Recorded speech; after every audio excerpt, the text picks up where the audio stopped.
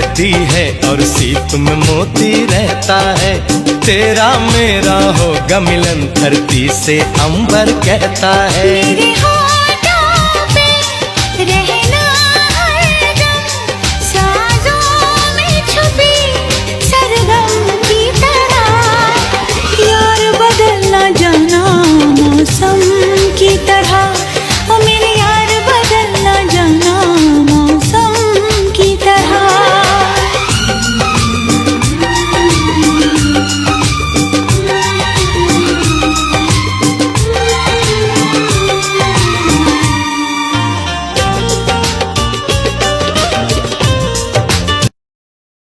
I'm a student of history, Islamic history especially, was on the Prophet, or Prophet peace be upon him, the state of Medina, which he created.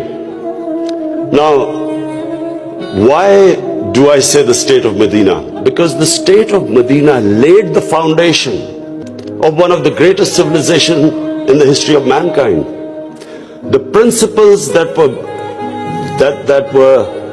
found the foundation of the state of Medina is what for the next 700 years was the greatest civilization on earth. And what were those principles? The state of Medina was founded on incredible principles of justice and humanity. It was the first time a welfare state was made, a state that took responsibility of the weak, what China has done right now. That was the state of Medina, where first time a state took responsible for its poor, its weak, its orphans, its widows. In the state of Medina, the first time pensions were created. Old people were also, it was a humane state. And secondly, there was justice, rule of law. These were the two main things. And the third thing, the Prophet of Islam, peace be upon him, made seeking knowledge a sacred duty. The word was that even if you have to go to China to seek knowledge, you must. Those days going to China meant not coming back. So the emphasis on seeking knowledge. For the next 700 years, all top scientists were Muslims. And that was the state of Medina. It laid that foundation. And then the way minorities, other religious people were treated. The Prophet signed famous the Misaq-e-Medina. There's still a letter in St. Catherine's Church which was signed with the Christians, that your places of worship will be, till the end of time, they will be protected by Muslims. Secondly, that no forcible conversions would be in Islam. Thirdly, the Prophet's last sermon, it is a charter of human rights.